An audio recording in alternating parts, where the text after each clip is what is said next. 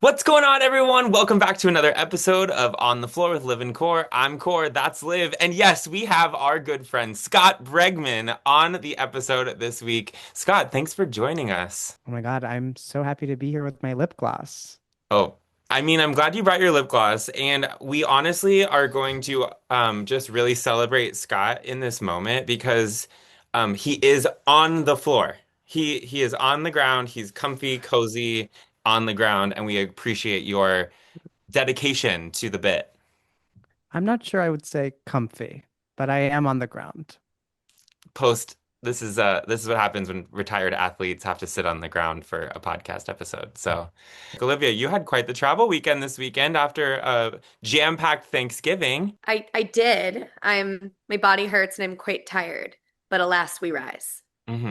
But the good news to share is that Olivia also carried out the bit, and she during the Thanksgiving break slept on the floor at the St. Louis airport. So kudos to you. You know what? We're just clapping it out for you, Liv. It was something I never wanted on a bucket list to check off, but apparently I put it on to check it off this weekend. Thank goodness. Thank goodness. First order of business.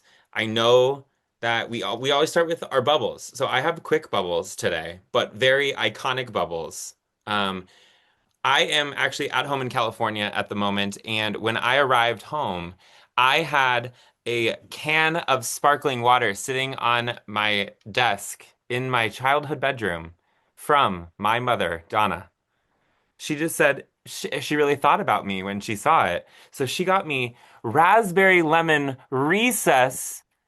It just says mood in the middle of it. Mood bubbles. Magnesium and adaptogen infused sparkling water. Calm, cool, and collected.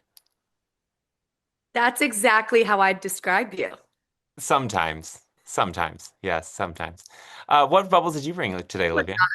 Well, given that I got really acclimated with the St. Louis airport, St. Louis Lambert International Airport floor, I just had a classic San Pellegrino lime in my fridge. I've brought this on before. It's nothing special, but that's Fantastic. that's all we're doing.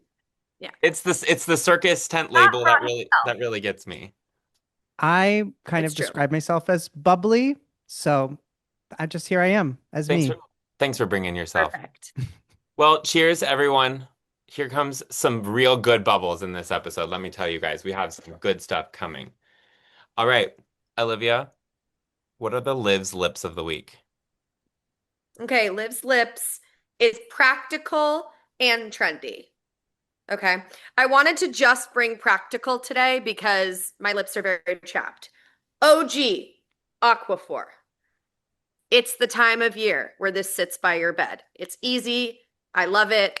It's great. But since it's the holiday season and everyone's shopping for gifts, and I know everyone's waiting for me to drop my Liv's Lips of the Year list wrapped, I decided to bring a new one that I love, which is the new Kosas lipstick. This one is shade Baby Rose. Wild Rose Beauty. Kidding. It's Kosas. Very cute. It's a nice pink. Goes on really nice. And it's a magnetic top. So you just go like this and it just goes ding. So if anyone's interested in getting like a really nice pocket stocking stuffer for people, the Kosas lipsticks are great. I think I'm most fascinated by And the magnetic portion of that product, which is very exciting to me. So yeah, for sure. So exciting. I also just clearly made a note that I need to do a Liv's Lips of the Year, which sounds like I have to do that. So stay tuned. Right. Just when all the holiday gift guides are out the window, you're just gonna bum rush everyone with Liv's lips of the year. Guess so. I'm already excited. Me too. Me too. Okay, so everyone listening, we had made an executive decision for this episode, and it's very important because there was some big news that dropped this past week, and we got messages all over social asking us to discuss it. So we're going to dedicate an entire episode to discussing some new rules that are new things happening in NCAA gymnastics and discussing the preseason coaches poll of the rankings of all the teams in the NCAA and just having a honest and open discussion about our thoughts on all of it. So we're going to cut straight to the chase. Last week, right before Thanksgiving, it was announced that there is a new formula for how we will be calculating national qualifying scores in the 2026 season. Now, I will say this. Every year, I get tons of questions from people about how is a national qualifying score calculated. But us gym nerds that are inside of all of this, we all have opinions on how those scores had been calculated in the past. And quite frankly, I think that this change is something that we all still have opinions about, but many people who vocalized their opinion in the past got what they wanted. So I think that this is a very exciting time for our sport. But I'm going to go ahead and pull up the new rulings of how national qualifying scores will be calculated in the 2026 season. So follow along and we will break it down. We'll have some questions about each step of it and then hear from all of us on what our thoughts are. So, as College Gym News reported, the new national qualifying score formula factors in every single meet that every team competes in one season. Um, the exception is extra home meets that happen. Um, and at the end of it all, we're still going to drop a high and a low score. So keep that in mind. The overarching concept here is counting all of the scores, caveat, quote unquote, in parentheses, up to 10, basically is basically what I've gathered. Number one, we will include up to 5 home scores, taking the lowest 5 if there are 6 or more home scores. That means we will drop all of the high scores, all of the high home field scores, if they compete in more than 5 home meets. Number two, we will include all of the away scores, all of them. Every single one. After you take 5 home scores and every away score, we will then drop the high, drop the low, and average the remaining scores. So, before I go on, I will back out of something I said earlier. It doesn't necessarily mean there's going to be 10 scores. This means that if a team competes in 6, 7 away meets, we will take all 6 or 7, 6, 7. Sorry, Olivia. We will take all 7 away scores, add them to the 5 home scores, which will give us that total, and we'll still drop a high and a low. Okay? So let's get initial reactions to those 4 factors. Number one, 5 home scores, take the lowest 5. 2, include all the away scores. 3, drop the high and the low. And 4, average the remaining. Scott, tell us your unfiltered thoughts.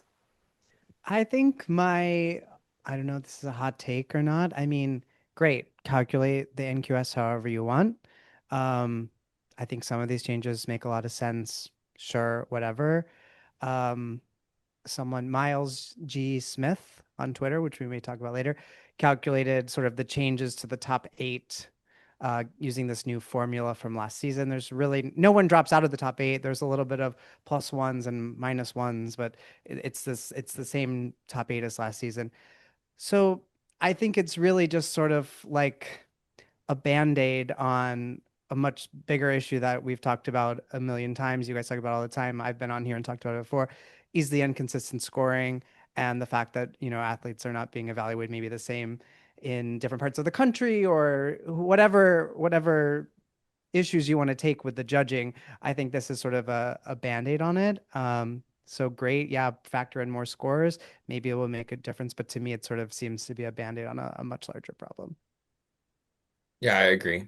I I I can totally agree with that. It's going to be fascinating to me to see some of these like Elevate the Stage series or any of the, Sprouts Market, Sprouts Farmers Market. No, you guys, I'm You so can do tired. it. You can do Sprouts it. Farmers Market Collegiate Quad rolls off the tongue.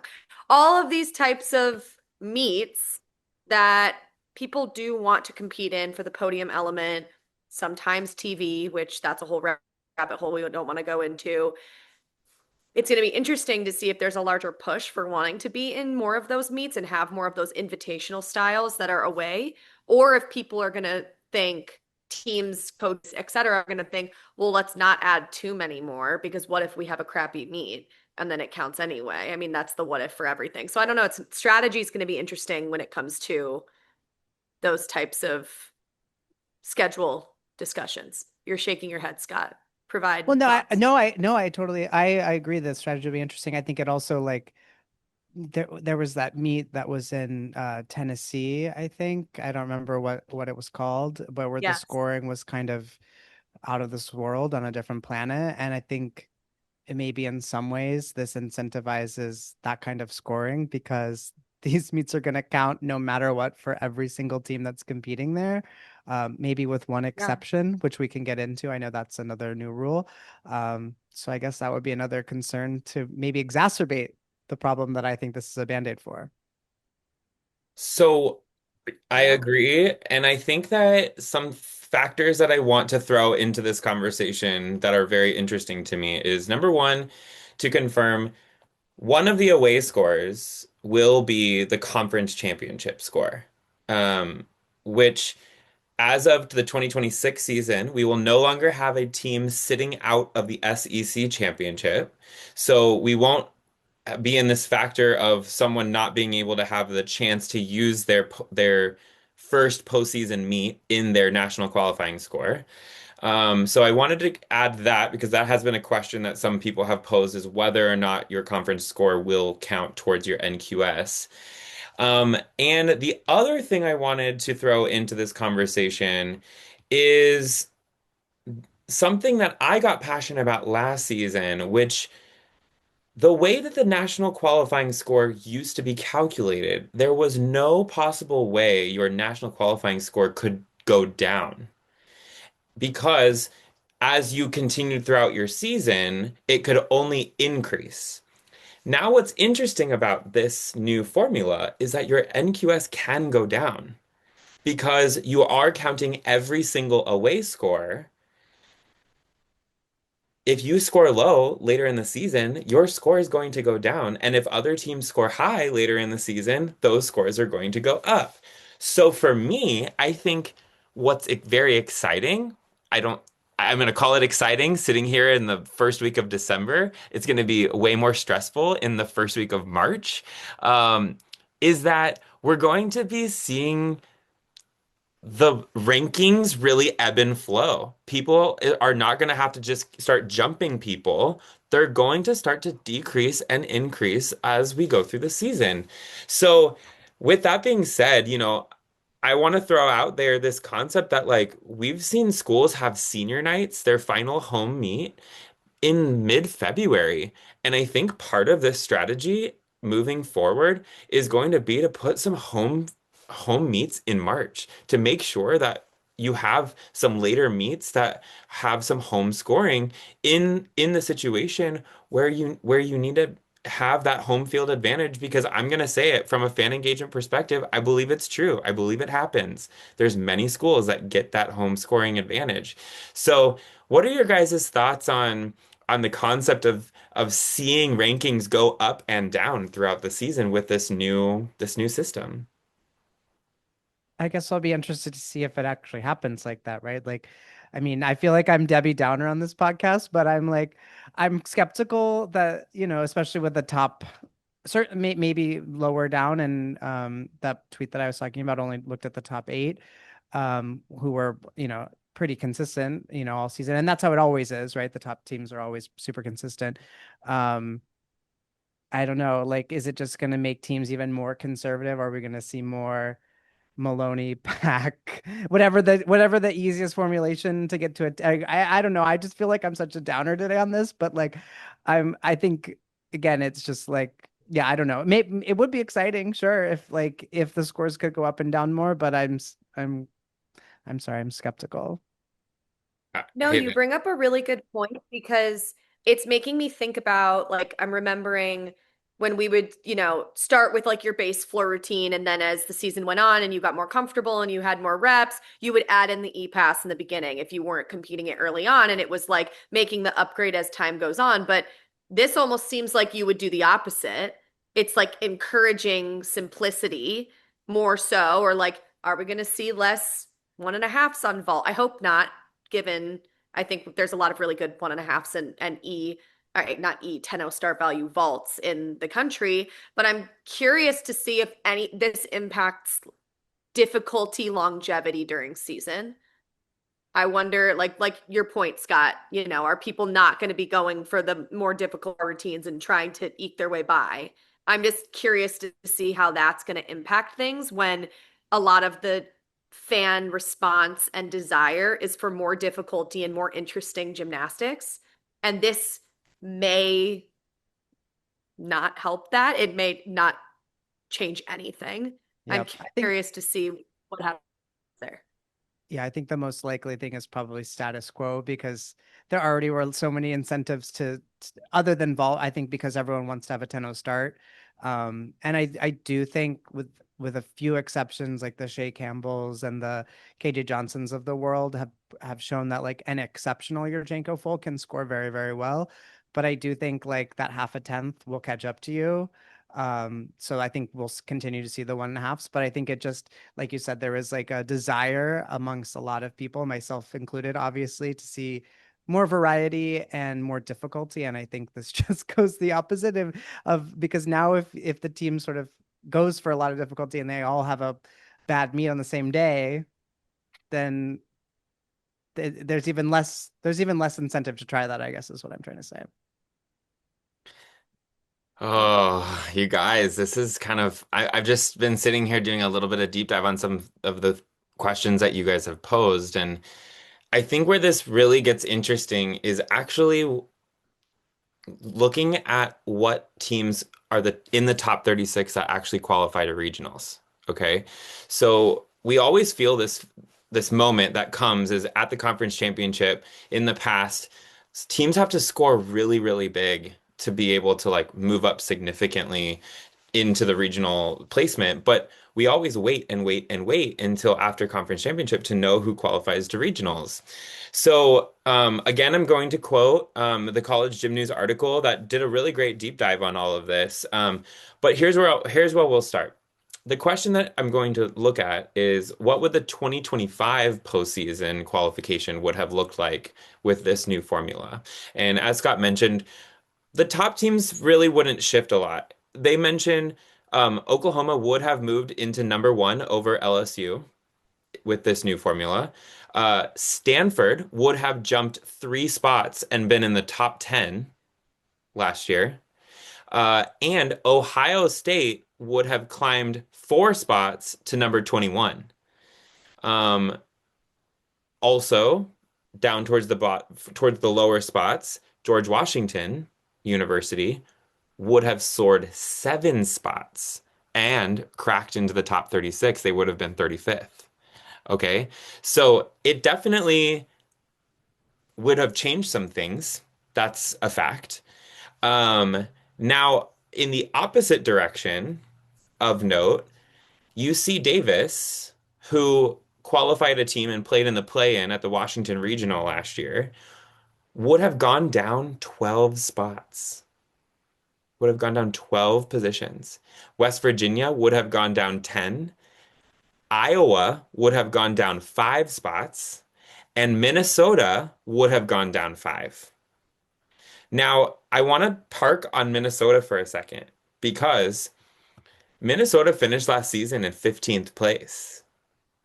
Now, at number 15, the top 4 teams in each regional, which is the 16 teams across the country, they do the whole snaking ranking, where how they send them out to the 4 regions, and then all the schools below 16 are quote unquote regionally sent out to the regional that is closest to that school in 16 or for 17 and below to 36. Okay. We know that that doesn't always happen, especially when you get to the 8th and 9th ranked team in each regional. You kind of have to like hold on to the integrity of what that play-in day really looks like. But I want to mention if Minnesota went down 5 spots, that would have put them at number 20. They would no longer be a seeded position in the NQS rankings for regionals. That's significant. That's significant. Now, in their case, it also probably wouldn't have had them competing at Utah in those top four in such a really hard regional that happened last year. But I think to that point, there is parity that's going to happen, and a lot of weight that will sit on the conference championship. So I don't know. This is really interesting. Like we said, the top teams are staying in their position pretty much, but there is some competitive nature that happens of like, I remember last year I was watching Stanford so closely, thinking that they could be the team that could outbeat one of those top teams and sneak in like they have in the past. So I don't know. It's going to be fun. It's going to be interesting to follow along. It's kind of interesting that Stanford is the one that would have moved into the top 10 because I do think of them as a team that like is not afraid to start slow. And I remember, I think it was 2 seasons ago where like the freshmen didn't compete for like the first, I mean, it could have been 3 years ago, but there was a season in recent memory where like the freshmen didn't compete for, it seemed like the first half of the season. And Tabitha kept saying like, we're waiting, we're pacing them, we're getting them ready. They're not ready yet, whatever. It's interesting to me that they were the one team that would have moved into the top 10. I guess it's going to be interesting to see like a team like Minnesota who had must have had big highs and big lows.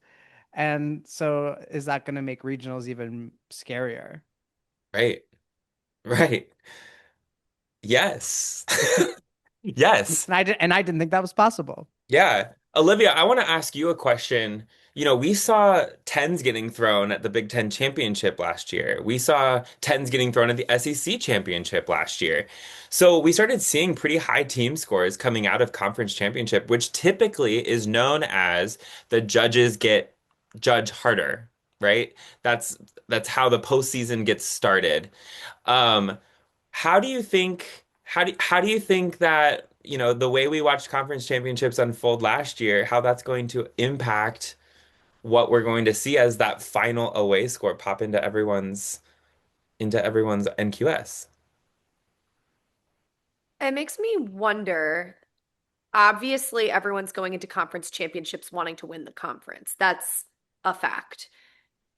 There can only be one champion, and people know the session lore of if you're in the earlier sessions, then your scoring's lower and it only increases. That's just something that people have identified.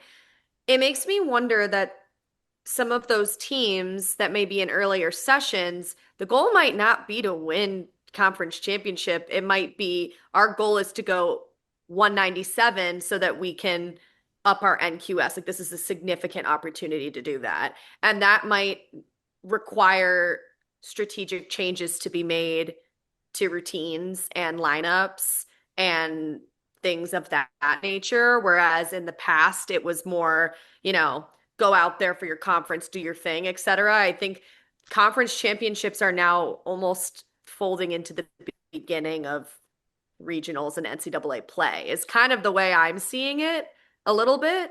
And so I wonder how that's just going to impact the aura and energy of championships. People love championships. It's so fun. And so I don't think it'll change anything, but I do wonder this season and talking to coaches before Big Tens, I wonder what their approaches are going to be and if it's any different. Again, we might just be sitting here going, they don't, whatever, everything counts. They're not going to change anything. It's just new legislation and it is what it is. Or they may go, no, this is something that we've really been thinking about and we've been doing things differently. And now, our goal is this instead of, placing in the top three of the team or having someone come out as an individual champion. It's a nice to have, but we're looking forward. So it'll be interesting to hear how coaches and athletes are viewing championships, if any different. But it's starting to feel like championships are step one of postseason, which it is, but step one of like the tournament. And then you go into regionals, rounds, and whatnot. It's starting to feel like this is kind of round zero. And then you go into play-ins and day ones and twos and whatnot.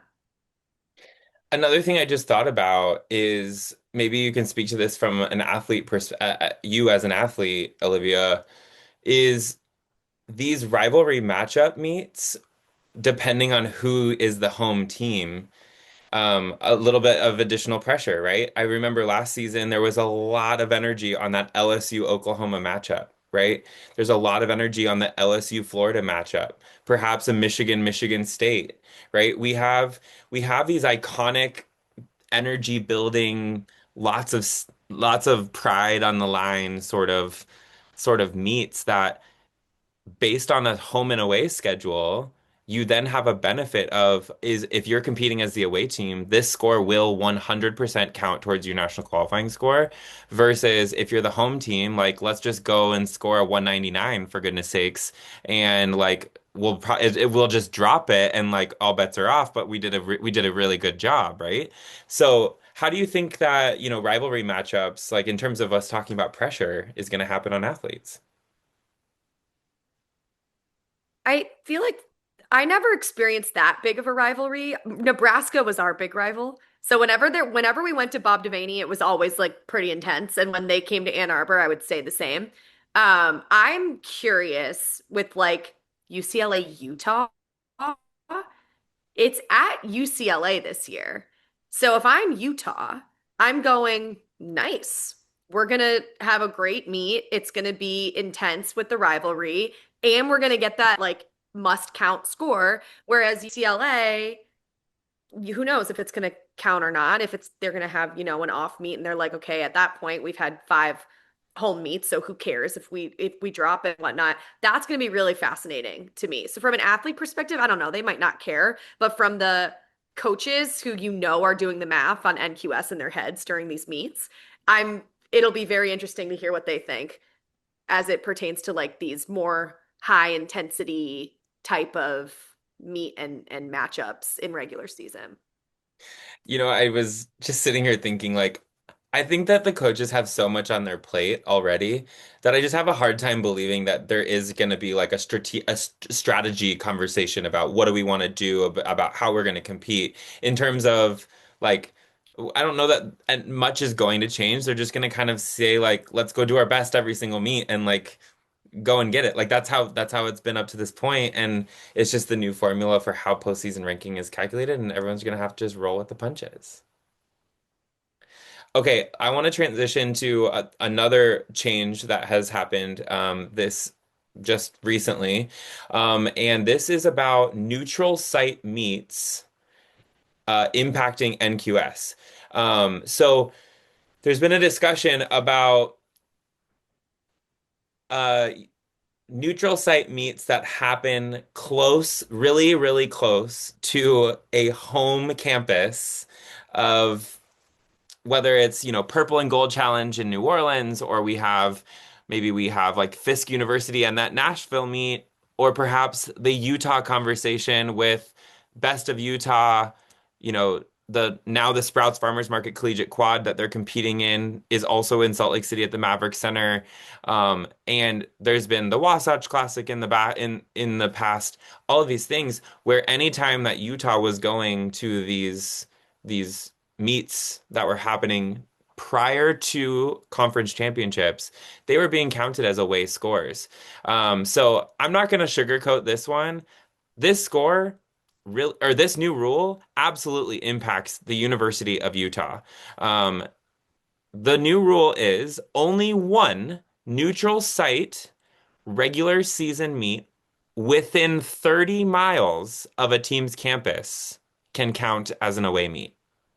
Only one, and within 30 miles. The moment it's 31 miles away, it can count as an away score. Okay. Now, what I am just going to say point blank is the Maverick Center is less than 30 miles away from Utah. Smoothie King Arena in New Orleans is more than 30 miles away from Baton Rouge. To my knowledge, these are the two most impactful or in the conversation about people being afraid that these scores shouldn't count, blah, blah, blah, blah, blah, blah, blah.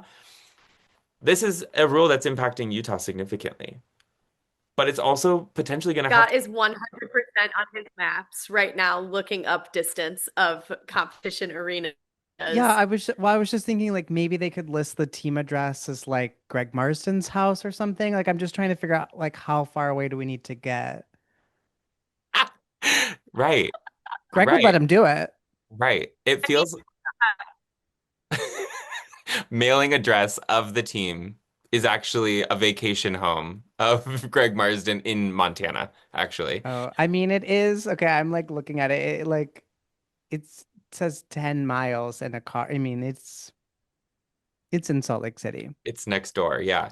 So, you know, I don't know. I have not done the deep dive on this, but I do believe that this will impact their scheduling in the future. Now, um,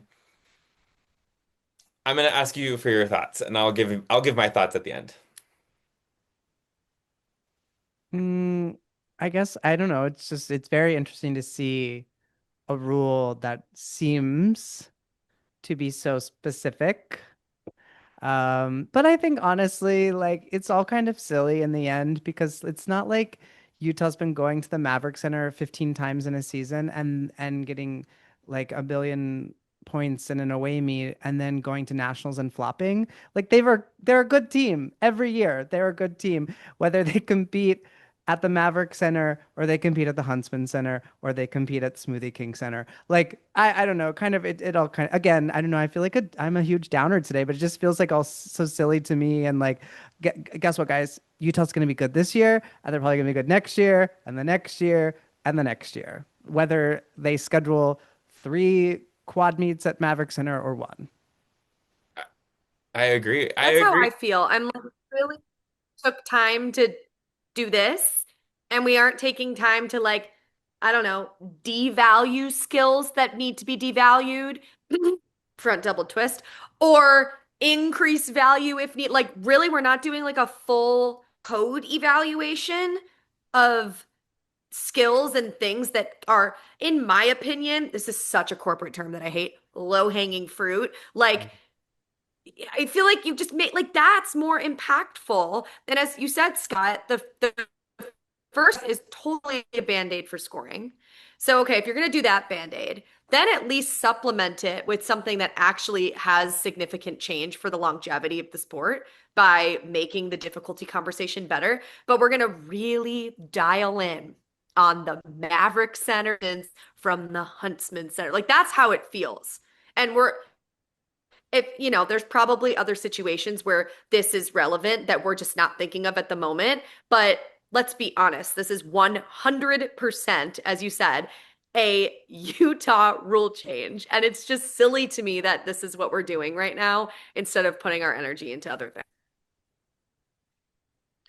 I have to say, uh, the number one thing I hear when it comes to the Maverick Center feeling like a home meet for Utah, the number one thing I hear is that, oh yeah, and you know those Utah fans travel well. Okay, here's the deal. They do travel well, but if you go back and look at the Big 12 championship last year, where they were at the Maverick Center, it was not packed out. It was not a Huntsman Arena home meet for the University of Utah. So if we were seeing a sold out like evening session where Utah was competing at all of these Maverick Center meets, we'll call them, then I would be kind of like more passionate about this, I would say. Not, at the same time, celebrating that fans were coming to support gymnastics, like, come on. But at this, I'm not seeing that right now. And I also think that like people love to have something to talk about. And if Utah was competing in Las Vegas, someone would say that that feels like a home field for them because it's a bordering state, right? So I don't know. I was even just sitting here thinking, like, remember when UCLA was competing at the Collegiate Challenge in Anaheim? Like that's almost 60 miles away, so that would count as an away score. So there's little things like that that I'm like, I don't know. If UCLA got the opportunity to compete at Crypto.com Arena in a massive meet downtown Los Angeles ahead of the Olympic Games, and then also got an opportunity to compete, another arena 30 miles away, Intuit, arena where the Clippers play, like that's mega for our sport to be able to give them that opportunity and to be able to like continue the momentum in that way. I don't know. It sounds like I'm like promoting Utah gymnastics in this moment, but I think that like at the end of the day, it does feel like a very targeted rule that I don't think is going to have much more impact other than the fact that the Utah student athletes are going to have to get on planes more often, is kind of how it feels. Yeah, I agree. I Yep. don't know. I mean, it's like a different situation, but I keep thinking in my head about like, okay, like Stanford will go against Cal, and then they could also go against like Fullerton or like UC Davis is nearby. Like, like I don't know, they're probably more greater than 30 miles away, but it's like, is it about the 30, picking the 30 feels so targeted because like what is the difference between going from Ann Arbor to East Lansing? That's you just get on a bus. That's an easy thing you could do in the morning and compete in the afternoon or whatever it is. It's like it just yeah, it all just kind of seems silly to me, but we'll see. Yeah. Eastern Michigan coming to Ann Arbor is 7 miles. Yeah. If. I mean that, and the rule is Listen. specific about neutral site meets, right? So dual meet matchups don't count, but to your point, Olivia, is if you found a different arena that wasn't the Chrysler Center and had Eastern and Michigan both compete in there within those 7 miles, that's now a neutral site meet, technically, right? So I don't know. Ugh, I'm over it, honestly. My Miley should just have Eastern Michigan host a series of quad meets. There you go. Miley calls up the Eastern coach and says, "Can we join every one of your home meets?" Every single one. Everyone. Yeah. And then really promote them. Yeah. Like Michigan fans, head to Eastern Michigan. It's gonna be the best thing ever. Season tickets at Eastern Michigan University. Oh, An crazy. 11-minute drive. It's incredible. It's incredible. I think the Michigan Stormtrooper will probably show up there if we ask him For to. sure. For Yeah. sure.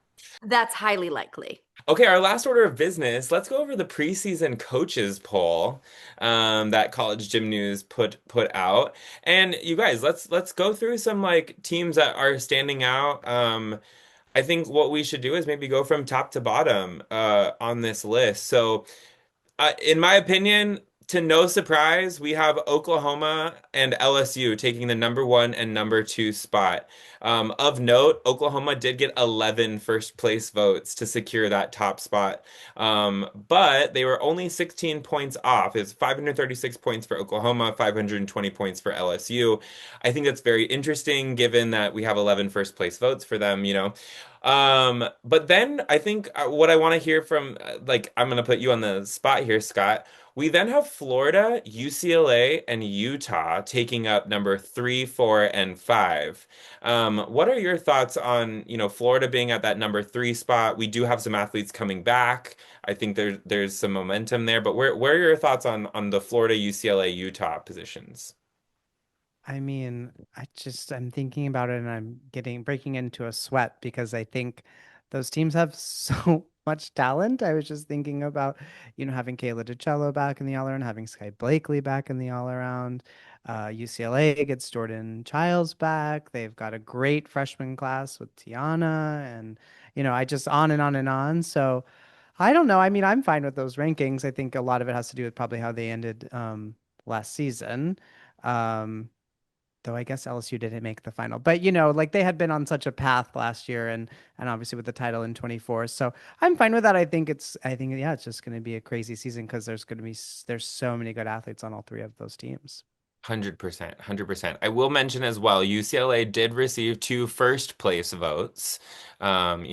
Finishing in second at nationals, I'm not surprised by two first place votes there. There was some great momentum there, and as you mentioned, an incredible freshman class at UCLA. I will also add, I saw some footage from the Utah intra squad, and there's some really great stuff happening in Salt Lake City, which has been really exciting. Olivia, I want to ask you, number six, Michigan State, number seven, Alabama, number eight, Missouri. This rounds out our top eight. What do you think? Michigan State NCAA qualifier in 2025, Missouri making the Final Four, the four on the floor last year, and then Alabama, who didn't have an amazing season all season long, and then rode the wave all the way to the national championship. So, what are your thoughts here? I actually think that these three make a lot of sense to me, kind of like, the Florida, UCLA, Utah trio. I love that Michigan State is in that number 6 spot. I mean, yes, they lost Skylar Schulte and Gabby Steven. Like, they lost a lot of incredible routines, but I know a lot of people are coming back from injuries. They have a great freshman class as well. Watching them in practice when I got to go about a month ago was awesome. So I like seeing them at that spot. I think in the last couple of years, people have seen Michigan State get really gritty, and that's what's continuing to keep them in that top 10 standing. Bama has also posted some great preseason footage. And I think last year was just so fluky for them in a lot of ways that they just don't want anyone to be having the conversation of Bama in like the bottom two in the SEC. So I feel a vengeance from Bama this year, and they have put out some great footage. And then Missouri, I mean, Missouri's just riding the high. I don't know how many, I mean, they lost a lot of routines too, though, now that I'm thinking about it. I mean, they lost obviously Helen Who, there's our Helen Who mentioned, but that's one routine, but one spectacular routine.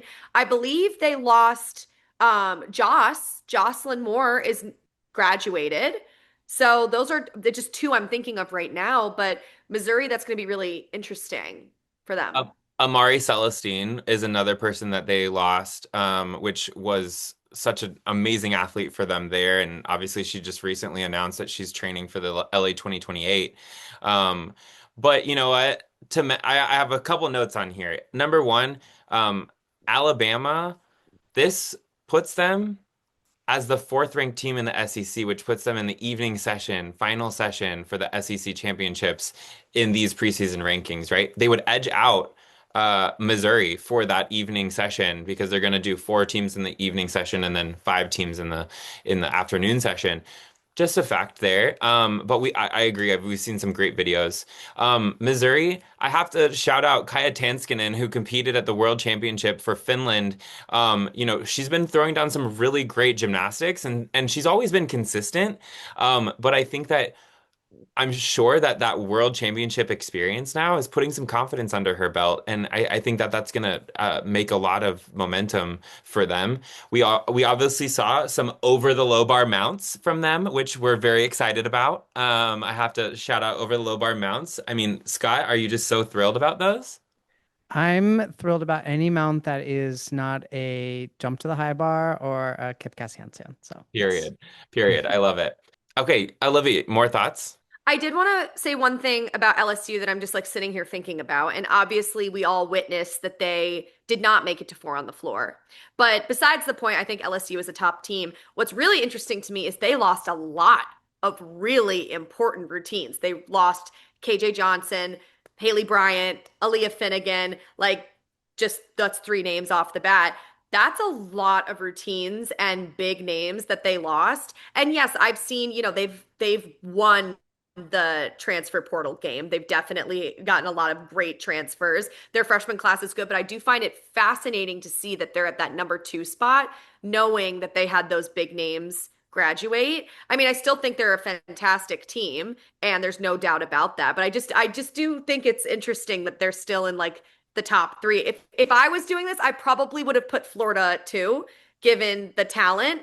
But that's also we've seen Florida didn't make it to 4 on the floor last year either. And we haven't seen Florida win a national championship with the absolute ridiculous talent roster that they have. So it can go any direction, but I did find that to be just a note about LSU with the graduating team members who were amazing. I mean, did you guys see that Connor McLean's doing a That's what I was Yurchenko gonna double? say. Yeah, go. No, that Yurchenko double full from Connor. It's like, okay, 2026 Worlds. I know we got to get through the NCAA season first, but of course, my mind is like, world all around champion, go do it. Amen. I mean, it was gorgeous too. It's gorgeous. Yep. The routines that are happening in LSU, like I honestly find myself like scrolling past because I'm just like, they're gonna show up. They're gonna show up. They're going to just like throw down some unreal gymnastics and talk about lineup depth. Like they have it, right? I think that's where they might play the strategic game. I could see Jay and Garrett just sitting in the war room whiteboard trying to figure out who we're going to put up at what. And maybe they will play the game of like leaving people home to rest them every other week. Like it could be the team that does something like that. But okay, I'm going to move on to number 9, but I'm actually going to go 9 all the way to 12 because we see every single SEC team in the top 12 of the preseason coaches poll. So number 9, Arkansas, number 10, Kentucky, number 11, Auburn, and number 12, Georgia. Now, I want to remind everyone, Arkansas at 9, this puts them in the sixth position in the SEC. And last year they were left out of the SEC championship in 2025. This puts them ahead of Kentucky, Auburn, and Georgia. And I will say their freshman class was a top recruiting class for the University of Arkansas. And they have some powerhouses on there. They also have most recently, world championship competitor and bronze medalist on vault, Jocelyn Robertson, competing for them. They got two transfers, one from San Jose State, Madison Gusaitis. We also have Morgan Price coming over, who amazing all-arounder. We've been seeing some really sticky 1.5s from her. I get it. I understand why they're sitting at this sixth spot. But I think it's of note that we have all 9 SEC teams sitting in the top 12. So, guys, what are your thoughts on that?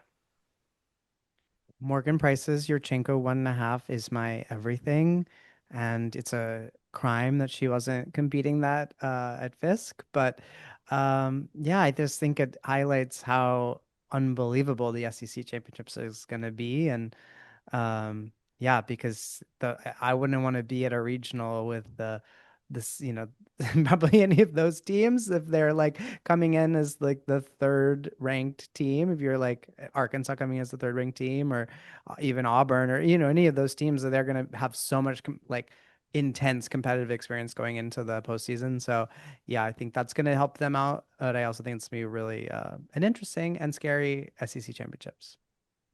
Dare I say, could this be the year that we see an all SEC national championship? I guess now that no, I don't think Utah's gonna miss. I don't think Utah's gonna miss. No. I agree. But having them positioned in the top 12 with 9 teams competing for the SEC now, I mean, it's one of those things that, like, what is conference these days? Does it matter? I believe it matters. In our sport, I do believe that conference makes gymnastics really, really fun and brings teams together, and there's a lot of great competitive nature. But I mean, I'm looking at this and I'm all we're talking about is UCLA, Utah, Michigan State. Those are the only 3 keeping the SEC from an all SEC national championship, which is crazy.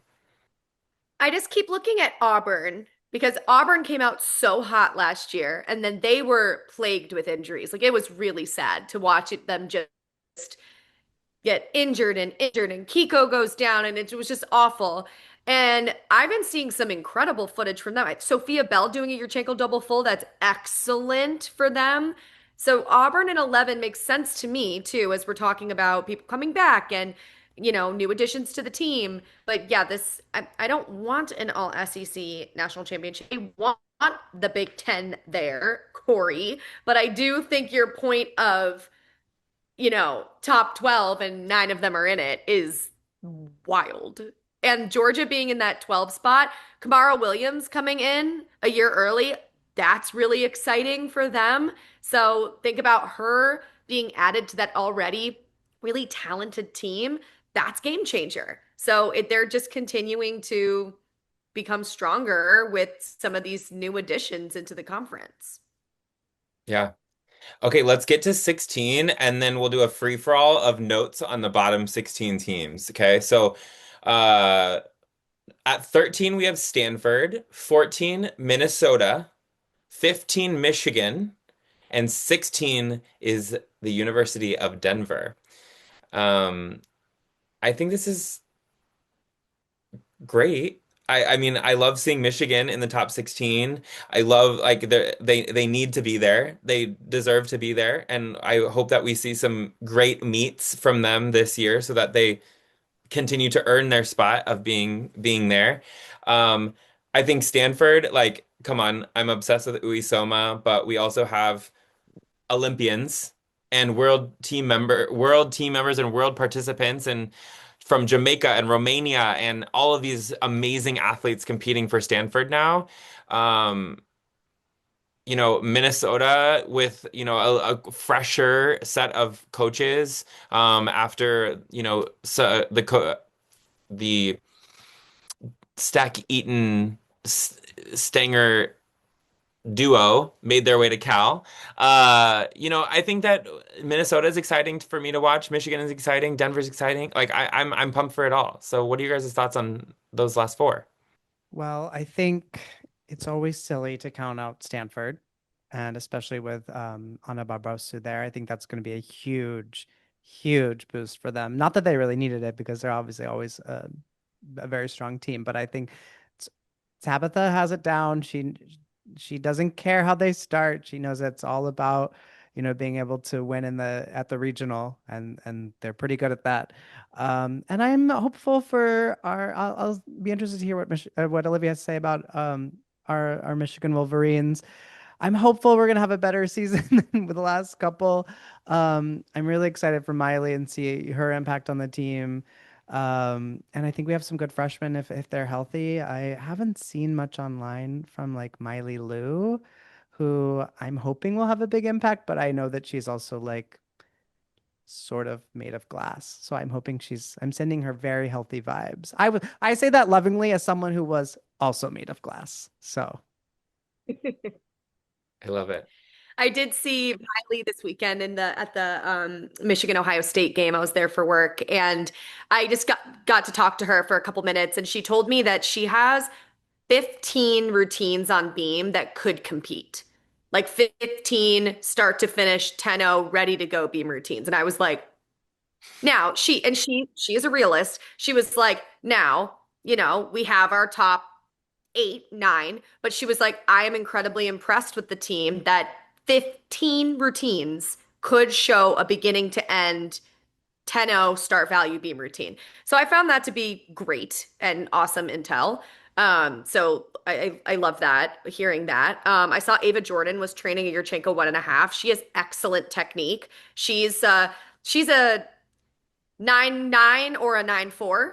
I would love to see us like break that middle ground down a little bit. She attacks gymnastics and she's gotten much better last year than her freshman year, just more comfortable in terms of competitive atmosphere. But yeah, I am excited for them, having Raina and Carly back, the grandmas of Michigan. I know that they're excited, but they're hanging on by a thread. And hopefully we just see everyone continue to be healthy. So I am very excited for Michigan. Minnesota is going to be interesting without the Queen Maya Hooten. Now she's as a coach. So that's a very fascinating transition in that program. And of course, Minnesota, I mean, I think they're 14 because Gianna Gertis is back. Did you guys actually know that Gianna Gertis's mom went to high school with Dean Linke? has he ever mentioned that? Wow. I like heard about it recently, and I thought it was like the coolest fact. I'm obsessed. I'm obsessed. My one other thing I want to say is I agree with Stanford completely. I would be very scared to be in any regional scenario with Stanford. I find Denver to be that way too. I Denver is very sneaky. They tend to always be there, and sometimes you kind of, oh, Denver, whatever, and they can show up. So I'm Denver in that 16 spot. Like if this was the ranked regional bracket, that's oof. Yeah. Yeah, I will shout out Cece Cooley from the University of Denver. She's been throwing down some great routines the last season. And I did get to go to a Denver practice back in September, and it was right before their official practices were starting. And they're looking good. They look fit, they look excited, and motivated. So I agree. Can't sleep on Denver as well. Okay, let's do the Wild West of 17 through 36. And you know, I'll just quickly mention in 17 to 25, let's go top 25 concept. For those that haven't seen this ranking, we have Cal at 17, Ohio State 18, Arizona, who made it to the final day of regionals, which was very exciting, Oregon State at 20. We have Clemson at 21, which, for note, Clemson last year finished the season at 29. But we will mention here right now, we have seen 6 10-0 start value vaults from Clemson this season in their Instagram stories. So 21 coming up 8 spots from where they finished. Pretty impressive. 22, Iowa. 23, North Carolina State. 24, Southern Utah. And 25 is UNC, University of North Carolina. Very exciting. I mean, those there's some good there's a mixture of teams in there. There's some good teams that have been on the rise for quite a long time. I think that these coaches, since this is a coaches poll, these rankings are making sense to me, and I kind of tend to agree with what they're seeing in these. But do you guys have any teams on the top 36 that you guys want to shout out that you're excited to watch this season? I do just want to talk a little bit more about Clemson. I'm going to be talking to Liz and Justin later this week for a story that'll come out closer to January. But I have talked to them in the at U.S. Championships and here and there, and they're very excited about being in Clemson and what they can do with that program. They brought a lot of their Cal commits with them. Ella Cesario is back for her 5th year competing there. That's going to be a huge immediate impact because she can go 39, 5, 6, whatever. And talking to Liz and Justin, they both have said that the athletes are incredibly enthusiastic. They've totally bought in. I know Liz and Justin have tried to stay in Clemson. Obviously there's a lot of demands on they're moving cross country and there's a lot of events they could go to recruits and they could go to gyms. And so they've prioritized a lot. I know being in the gym, those who like to really coach. And I'm not saying this is going to happen, but I just looked it up because I was curious. In 2012, Cal finished 49th, and then Justin is the head coach and Liz is the assistant at that point. And they finished in the 2013 season 28th. So they moved up 20 spots. Now I don't expect Clemson to be ninth this season, but you never know. So I mean, I'm excited to see them. I'm not sure if it's streaming or anything, but I'm sure they will have lots of social coverage on the 4th, which is Thursday. I don't know when this comes out. I apologize. You're good. December 4th is their showcase preseason spectacular in their arena. And I'm interested to see because like you were saying, Corey, we've seen a lot of 10 vaults. There's Ella's there, Emma Malevsky. I mean, there's some good talent on this team. I'm excited. I want to mention a team that's actually not on here, who I think should be, and that's Rutgers. And Rutgers is mentioned in the bottom at the other teams receiving points section. But Rutgers last year qualified to regionals for the first time since 2014. And they have very good talent. Delaney Adrian is awesome for them. Keely Smith is incredible. They have a really great team. And I really hope that they end up in this top 36 and are more of the part of the conversation. I would have loved to see them on this list and not as a special, you know, announcement at the bottom or inclusion. So I'm excited for them. I think they had a great year last year and they can only go up in terms of momentum. I think one team on here that has moved up significantly is Washington. And we talked about them in a recent episode after I attended their team intra squad. Um, Knock on wood, they're looking really healthy, and I think a healthy Washington can throw down some great routines. Lana Navarro, we have Dia Moody, we have some amazing freshmen that have come up from the club system into college, and I think that we're gonna see that ranking for Washington. I mean, I definitely think they're a top 36 team in my opinion. I do think that they could rise and beat out some of these teams and see what we can do with that. I also think that they're going to draw some really big crowds this year. They start out the season with an unbelievable quad meet where it will be kind of a return to the good old Pac-12, the old Pac-12.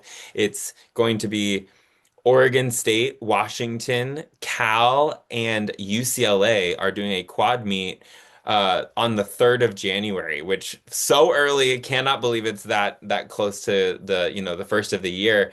But I think that those home field moments, you got to take them while you can and, put them in your pocket. I do believe that, Washington is one of the teams that has exactly 5 home meets, so they will count all of those home scores.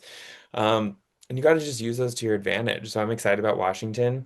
And then the other one I wanted to mention is BYU. I always tend to feel like BYU gets sneaky. I think part of it is like I don't see the BYU TV channel, so the streaming is hard to follow. It's not necessarily a team that I watch consistently, but they tend to throw down great routines and have definitely some buzzworthy moments throughout the season.